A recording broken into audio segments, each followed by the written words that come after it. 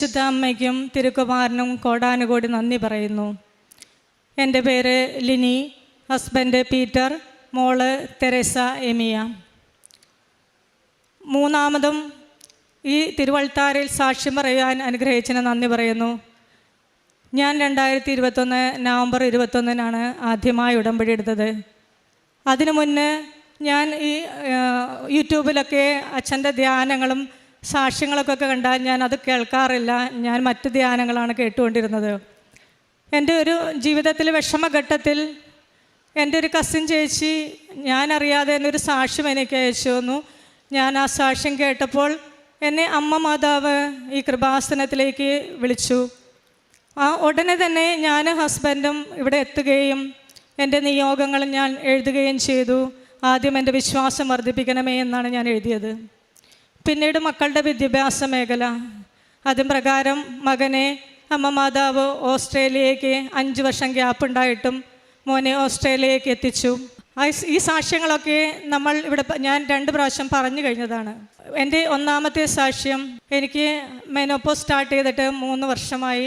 അതിൻ്റെ ബുദ്ധിമുട്ടുകൾ, ചിലപ്പോൾ കുറച്ച് ബ്ലീഡിങ് ഉണ്ടാവാം, ചിലപ്പോൾ നിൽക്കും, അങ്ങനെ പല ബുദ്ധിമുട്ടുകളായിരുന്നു. ഒരു ദിവസം ഒരു സൺഡേ വെളുപ്പിന് ഭയങ്കരമായ ഹെവി ബ്ലീഡിങ്, അതായത് ടോയ്ലറ്റിൽ നമുക്ക് കയറി ഇറങ്ങാനേ സമയം, ഒരു 3/4 മണിക്കൂർ കൂടുമ്പോൾ ടോയ്ലറ്റിൽ കയറി ഇറങ്ങുക. അങ്ങനെ ഞാൻ എൻ്റെ ഗൈനക്കോളജിസ്റ്റിനെ, ഞാനൊരു നേഴ്സാണ്, അപ്പോൾ ഞാൻ ഡോക്ടറെ വിളിച്ച് പറഞ്ഞു. അപ്പോൾ ഡോക്ടർ ടാബ്ലറ്റ് പറഞ്ഞു തന്നു, ഞാൻ വാങ്ങിക്കഴിച്ചു. പക്ഷേ ബ്ലീഡിങ്ങിന് ചെറിയൊരു കുറവുണ്ടായിരുന്നു അന്ന് തന്നെ. എങ്കിലും ഞാൻ വൈകിട്ട് പരിശുദ്ധ കുർബാനയ്ക്ക് പോയിരുന്നു. പിറ്റേ ദിവസം ഞാൻ ഡോക്ടറെ കണ്ടു. ആ സമയങ്ങളിൽ ഡോക്ടർ എനിക്ക് ഹോർമോൺ ടാബ്ലറ്റാണ് തന്നത്. എങ്കിലും ഇത്ര ബ്ലീഡിങ് ഉണ്ടായിട്ടും ഞാൻ എൻ്റെ പരിശുദ്ധ കുർബാന മുടക്കിയില്ല. ഞാൻ ഓടിപ്പോയി കുർബാന കാണും. ഞാൻ വണ്ടി എടുത്ത് തന്നെ പോകുന്നത്. എത്ര ഭയങ്കര തളർച്ചയാണെങ്കിലും ഞാൻ തിരിച്ചതുപോലെ തന്നെ വരും. ഞാൻ ഡോക്ടർ പറഞ്ഞ പ്രകാരം ഹോർമോൺ ടാബ്ലറ്റ് ഞാൻ കഴിച്ചില്ല. എൻ്റെ മനസ്സ് അനുവദിക്കുന്നുണ്ടായിരുന്നില്ല അത് കഴിക്കാൻ. ഞാൻ അടുത്ത പ്രാവശ്യം കഴിക്കാം, രാവിലെ കഴിക്കാം, വൈകിട്ട് കഴിക്കാം, അങ്ങനെ നീട്ടി. പിറ്റേ ദിവസം ചൊവ്വാഴ്ചയായിരുന്നു.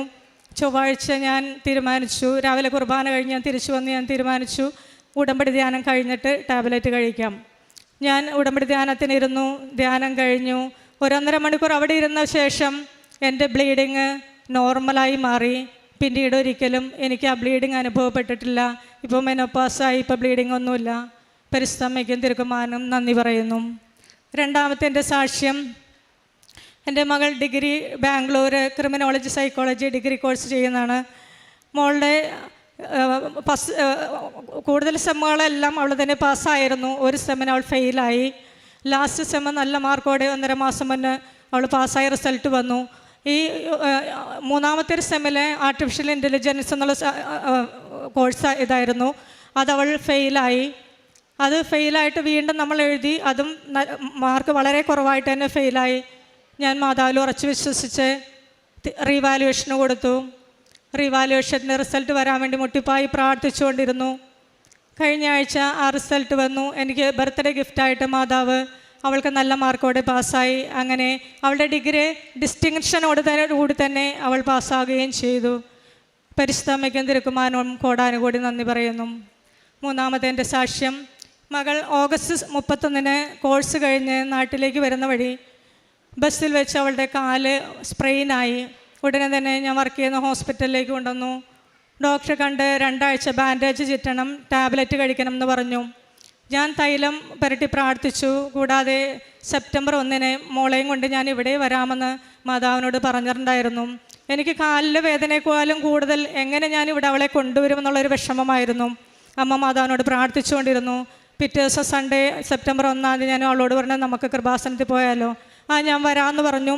കാലിൽ നീരുണ്ടായിരുന്നു, വേദന ഉണ്ടായിരുന്നു. അവൾ ബാൻഡേജ് ചുറ്റാതെ തന്നെയാണ് ഇവിടേക്ക് വന്നു. ഞങ്ങളിവിടെ ഇരുന്ന് പ്രാർത്ഥിച്ചു. തിരിച്ചു പോകുമ്പോഴേക്കും കാലിൽ നല്ല നീരും വേദനയുമായി. ഞങ്ങൾ പത്രം വാങ്ങിച്ചിട്ടുണ്ടായിരുന്നു, 4 സെറ്റ് പത്രം. അതിൽ പോകുന്ന വഴിക്ക് തന്നെ ഒരു 7 മണി ആയിക്കോണം രാത്രി. അപ്പോൾ ഓട്ടോ സ്റ്റാൻഡിൽ കൊടുത്തു. ജന ഹോസ്പിറ്റലിൽ ഞാനും മോളുമായിട്ട് തന്നെ ഈ പത്രം കൊണ്ട് കൊടുത്തു. 2 സെറ്റ് കൊടുത്ത് തീർത്തു. അപ്പോഴേക്കും നല്ല വേദനയും നീരുമായി. പിറ്റേ ദിവസം രാവിലെ പക്ഷേ ഈ നീരും വേദനയും എല്ലാം മാറി. അവൾക്ക് ഒരു കുഴപ്പമുണ്ടായിരുന്നില്ല. ആ മാസം ഞങ്ങൾ അഖണ്ഡ ജപമാല റാലിയിലും പങ്കുകൊണ്ടു. മോളും ഞാനും ഹസ്ബൻഡും പങ്കുകൊണ്ടു. അവളുടെ കാലിന് ഒരു ബുദ്ധിമുട്ടും ഉണ്ടായിരുന്നില്ല. ഈ അനുഗ്രഹം തന്ന പരിശുദ്ധ അമ്മയ്ക്കും തിരുക്കുമാരനും കോടാനുകോടി നന്ദി പറയുന്നു. ഞാൻ ഹസ്ബൻഡിന് പറയാനുള്ളത്. ഈശ്വമിശിഹായിക്കട്ടെ. എൻ്റെ പേര് പീറ്റർ. ഞാൻ 2022 ഡിസംബർ 7 ഉച്ച കഴിഞ്ഞാണ് ഞാൻ ഉടമ്പടി എടുക്കുന്നത്. ഞാൻ ഉടമ്പടി എടുക്കാനുള്ള കാരണം, വൈഫ് ഉടമ്പടി എടുത്ത് ഒരു 2-3 ആഴ്ച കഴിഞ്ഞ് ഞാൻ രാവിലത്തെ വിശുദ്ധ കുർബാനയും കഴിഞ്ഞ് വീട്ടിലേക്ക് കയറുന്ന സമയത്ത് പുറകിൽ നിന്നൊരു സ്വരം കേട്ട് കൃപാസനത്തിൽ നിന്ന് ലഭിച്ച ഉപ്പ് ചെറിയ കുപ്പികളാക്കി കയ്യിൽ വെക്കാൻ പറഞ്ഞു. ഞാൻ ആ സമയത്ത് അപ്പം തന്നെ നോക്കി കഴിഞ്ഞപ്പോൾ എനിക്ക് കുപ്പികളൊന്നും കിട്ടിയില്ല. അവിടെ ഒരു വിക്സിൻ്റെ ചെറിയ ടിന്നുണ്ടായിരുന്നു. ആ ടിന്ന് ഞാൻ എടുത്ത് ക്ലീൻ ചെയ്തിട്ട് അത് ക്ലീൻ ചെയ്തതിന് ശേഷം ഞാൻ കയ്യിൽ വെച്ചു. കയ്യിൽ വെച്ച ആ നിമിഷം മുതൽ ഞാൻ ടോട്ടലി ഫ്രീ ആയി. ടോട്ടലി ഫ്രീ ആയി എന്ന് പറയാൻ കാരണം, ഞാൻ ഈ ഉപ്പ് എൻ്റെ കയ്യിൽ ഞാൻ വെക്കുന്നതിന് മുമ്പ് തന്നെ ഞാൻ ഒത്തിരി മാനസികമായ സംഘർഷത്തിലൂടെ കടന്ന് പോകുന്നൊരവസ്ഥയിലായിരുന്നു. കാരണം കിഴക്ക് നിന്നും പടിഞ്ഞാറ് നിന്നും തെക്ക് നിന്നും വടക്ക് നിന്നും പിശാച് ശക്തമായിട്ട് എന്നെ ഉപദ്രവിച്ചുകൊണ്ടിരിക്കുന്ന സമയത്താണ് ഈ ഉപ്പിൻ്റെ കയ്യിൽ വരുന്നത്. ഞാൻ ഉപ്പ് കയ്യിൽ വെച്ചു. കയ്യിൽ വെച്ചതിന് ശേഷം എന്നോട് മാതാവ് പറഞ്ഞു, ഈ ഹോമിയോ കുപ്പി ഇതേമാരെ കുപ്പികളാക്കിയിട്ട് കയ്യിൽ വെക്കാൻ പറഞ്ഞു. കയ്യിൽ വെച്ചു. ഞാൻ കയ്യിൽ വെച്ചപ്പോഴും കയ്യിൽ വെക്കും. അങ്ങനെ ഞാൻ പോകുന്ന സ്ഥലങ്ങളെല്ലാം മാതാവിന് ഇഷ്ടപ്പെട്ട രോഗികളെ കാണുമ്പോൾ എന്നോട് മനസ്സിൽ പറയും, ഉപ്പ് കൊടുക്കാൻ പറയും. അങ്ങനെ ഞാൻ ഉപ്പ് പലർക്കും കൊടുത്തു. ഉപ്പ് ഈ കൈവശം വെച്ചവരെല്ലാം ഒത്തിരി പേർക്ക് സൗഖ്യം പ്രാപിച്ചു. 1-2 പേർക്ക് ഗവൺമെൻറ് ജോലി കിട്ടി. പിന്നെ കുറേ സ്ത്രീകൾ സുഖപ്രസവം അവർക്ക് ലഭിച്ചു. അപ്പോൾ ഞാൻ യാദൃശ്യമായിട്ടൊക്കെ പോകുന്ന സമയങ്ങളിലെല്ലാം ചിലപ്പോൾ ഞങ്ങളുടെ അയൽവാസികൾ, ഇപ്പോൾ ഞാൻ പോകുമ്പോൾ യാദൃശ്യമായിട്ട് എൻ്റെ മുമ്പിൽ വന്ന് പെടും. അപ്പം അങ്ങനെ ഉപ്പ് കൊടുത്തു. അതിലൂടെ ഒത്തിരി സൗഖ്യം അവർക്ക് കിട്ടി. അതുപോലെ തന്നെ വിശുദ്ധ കുർബാനയിൽ എനിക്ക് കൂടുതൽ സജീവമാകാനായിട്ട് പറ്റി. കാരണം വിശുദ്ധ കുർബാനയിൽ സജീവമാകാനായിട്ട് ഒത്തിരി തടസ്സങ്ങളുണ്ടായിരുന്നു. കാരണം ഒത്തിരി പേരോട് മനസ്സിൽ എനിക്ക് വെറുപ്പുണ്ടായിരുന്നു. കാരണം എന്നെ പ്രയാസപ്പെടുത്തിയവരോടൊക്കെ എനിക്ക് മനസ്സിൽ വെറുപ്പുണ്ടായിരുന്നു. ക്ഷമിക്കാൻ ഞാൻ അവർക്ക് വേണ്ടി പ്രാർത്ഥിക്കുന്നുണ്ടെങ്കിലും എനിക്ക് പൂർണ്ണമായിട്ടത് ക്ഷമിക്കാൻ പറ്റുന്നില്ലായിരുന്നു. കാരണം പ്രാർത്ഥിക്കുന്ന അതിൻ്റെ ഒരു അസ്വസ്ഥത എനിക്ക് ഫീൽ ചെയ്യുന്നുണ്ടായിരുന്നു. പക്ഷേ ഈ ഉപ്പ് കയ്യിൽ വന്നതിന് ശേഷം അവർക്ക് വേണ്ടി ശക്തമായിട്ട് പ്രാർത്ഥിക്കാനും അവരോട് ക്ഷമിക്കാനും എനിക്ക് സാധിച്ചു. അതുപോലെ തന്നെ മാതാവിൻ്റെ ഒത്തിരി മെസ്സേജ്, അതായത് വചനം വായിക്കാൻ തുടങ്ങിയതിന് ശേഷം ഒത്തിരി വചനങ്ങൾ മാതാവ് എനിക്ക് പഠിപ്പിച്ചു തന്നു. പ്രത്യേകിച്ച് എനിക്ക് 2 വചനമാണ് എന്നെ കൂടുതൽ സ്ട്രൈക്ക് ചെയ്തത്. അത് എനിക്ക് സ്ത്രീകൾക്ക് വേണ്ടിയിട്ടുള്ളതാണ്. നിങ്ങൾ പ്രത്യേകം ധ്യാനിക്കേണ്ട ഒരു വചനമാണത്. അതെനിക്കത് വായിച്ചു. ഞാനത് വായിച്ചതിന് ശേഷം ഞാനിപ്പോൾ ചെയ്യുന്നത്, ഒരു വചനം എന്നെ സ്പർശിച്ചു കഴിഞ്ഞാൽ ഞാൻ ആ വചനം പറയും. അതിനുശേഷം നന്മ നിറഞ്ഞു പറയുമ്പോൾ ചെല്ലും. കുറച്ച് കഴിയുമ്പോൾ അതിൻ്റെ ഇത് എനിക്ക് വ്യക്തമായിട്ട് ഇങ്ങനെ നമുക്കത് മനസ്സിലാക്കാൻ പറ്റും. അപ്പോൾ ആദ്യം ഞാൻ ബൈബിൾ വായിച്ചുകൊണ്ടിരിക്കുമ്പോൾ എനിക്ക് എന്നെ സ്പർശിച്ച ടച്ച് ചെയ്തൊരു വചനമാണ് പ്രഭാഷകൻ്റെ പുസ്തകത്തിൽ 42:13 വചനം. അതുപോലെ തന്നെ വേറൊരു വചനം മാതാവ് കാണിച്ചു തന്നത് സംഖ്യാപുസ്തകം 5-ാം അധ്യായം 31-ാമത്തെ വചനം. അപ്പോൾ ഇത് വളരെ, ഈ 2 വചനം ഞാൻ പ്രാർത്ഥിച്ചു കഴിഞ്ഞപ്പോൾ എനിക്ക് കിട്ടിയ ബോധ്യം എന്ന് വെച്ചാൽ, ഈ പറഞ്ഞ വചനത്തിൽ പറഞ്ഞിരിക്കുന്ന കാര്യങ്ങൾ നിങ്ങൾക്ക് ലോക്ക് ചെയ്യാൻ പറ്റും. ഈ ലോക്ക് ചെയ്യാൻ പറ്റണമെങ്കിൽ നിങ്ങൾ കൃപാസനത്തിൽ വന്ന് ഉടമ്പടി എടുത്ത് ഈ കൃപാസനത്തിൽ പറയുന്ന കാര്യങ്ങൾ നിങ്ങൾ ഇവിടെ പറയുന്നത് പോലെ വിശ്വസ്തയോടെ നിങ്ങൾ ചെയ്തു കഴിഞ്ഞാൽ ഈ പറയുന്ന കാര്യങ്ങൾ നിങ്ങൾക്ക് ലോക്ക് ചെയ്യാൻ പറ്റും. അത് മാതാവ് വെളിപ്പെടുത്തി തന്നു. അതുപോലെ തന്നെ യുവാക്കളോട് മാതാവ് പറയാനായിട്ട് എനിക്ക് തന്നൊരു മെസ്സേജാണ്, യുവാക്കൾ നിങ്ങൾ 18 വയസ്സായി കഴിഞ്ഞാൽ നിങ്ങൾ വന്ന് ഇവിടെ ഉടമ്പടി എടുക്കണം.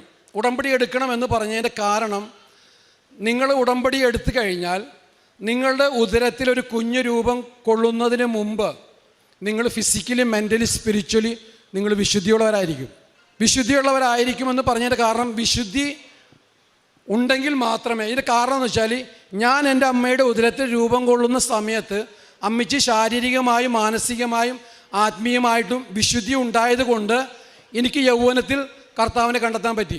അപ്പം നമുക്ക് യൗവനത്തിൽ നമ്മുടെ മക്കൾക്ക് യൗവനത്തിൽ കർത്താവിനെ കണ്ടെത്താൻ സാധിക്കണമെങ്കിൽ വിശുദ്ധി നമുക്ക് അത്യാവശ്യമാണ്. അപ്പോൾ അതുകൊണ്ട് നിങ്ങൾ വരിക, ഇവിടെ വന്ന് ഉടമ്പടി എടുക്കുക. ഉടമ്പടിയിൽ പറയുന്ന കാര്യങ്ങൾ കൃത്യമായിട്ട് പാലിക്കുക. ദൈവം നമ്മളെല്ലാവരെയും സമൃദ്ധമായി അനുഗ്രഹിക്കട്ടെ. എൻ്റെ ആത്മീയ ജീവിതം പരിശുദ്ധ കുർബാനയിൽ സജീവമായി പങ്കൊള്ളുവാനും ഒരു ദിവസം പോലും കുർബാന മുടക്കാതിരിക്കാൻ ശ്രദ്ധിക്കാറുണ്ട്. എത്ര ബുദ്ധിമുട്ടാണെങ്കിലും ഞാൻ പരിശുദ്ധ കുർബാന പങ്കൊള്ളും. പരിശുദ്ധ കുർബാന സ്വീകരിച്ച ശേഷം ഈശോയോട് കുറേ സമയം സംസാരിക്കും. മറ്റുള്ളവരുടെ ആവശ്യങ്ങളായിരിക്കും കൂടുതലായിട്ട് ഞാൻ സംസാരിക്കുന്നത്. അങ്ങനെ വിശുദ്ധ കുർബാന സജീവമായി പങ്കൊണ്ട് എല്ലാ ദിവസവും ജോലിക്ക് പോകാൻ സാധിക്കുന്നു. അതുപോലെ ജപമാല സമയം കിട്ടുമ്പോഴെല്ലാം ജപമാല ചൊല്ലാറുണ്ട്. സാക്ഷ്യങ്ങൾ ഒന്നുപോലും ഞാൻ വിടാതെ കേൾക്കാറുണ്ട്. ധ്യാനങ്ങൾ കേട്ട് കഴിഞ്ഞാൽ എനിക്ക് ഓഫ് കിട്ടുന്ന ദിവസം ഞാൻ പഴയ ധ്യാനങ്ങൾ അതുപോലെ പ്രത്യക്ഷീകരണ പ്രാർത്ഥന കാർഡായിട്ട് പ്രിൻ്റ് എടുത്ത് മറ്റുള്ളവർക്ക് കൊടുക്കാറുണ്ട്. നേർച്ച വസ്തുക്കൾ, കാശുരൂപം ഇതെല്ലാം ഞാൻ മറ്റുള്ളവർക്ക് വിതരണം ചെയ്യാറുണ്ട്. എൻ്റെ സ്റ്റാറ്റസായിട്ട് എല്ലാ ദിവസത്തെ സാക്ഷ്യം ഇടാറുണ്ട്. കാരുണ്യപ്രവൃത്തികളായിട്ട് ഞങ്ങൾ നേരത്തെ തുടങ്ങി ദശാംശം കൊടുക്കുന്നവരാണ്. ഞങ്ങൾ അതിൽ കൂടുതലായിട്ടും ഇപ്പോൾ മറ്റുള്ളവരെ സഹായിക്കാറുണ്ട്. അതുപോലെ രോഗികളായി കഴിയുന്നവരെ സന്ദർശിക്കുകയും അവർക്ക് വേണ്ട സഹായങ്ങൾ ഞാൻ നേഴ്സ് എന്ന നിലയിൽ ചെയ്തു കൊടുക്കാറുണ്ട്.